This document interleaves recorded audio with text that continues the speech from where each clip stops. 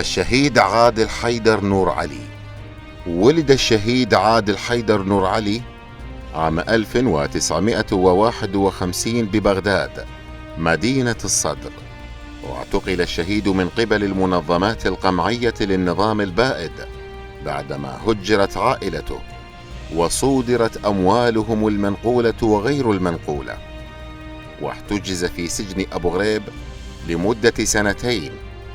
بعدها رحل إلى سجن نقرة السلمان، حيث أعدم هناك عام 1986، ووجد ضمن شهداء المقابر الجماعية.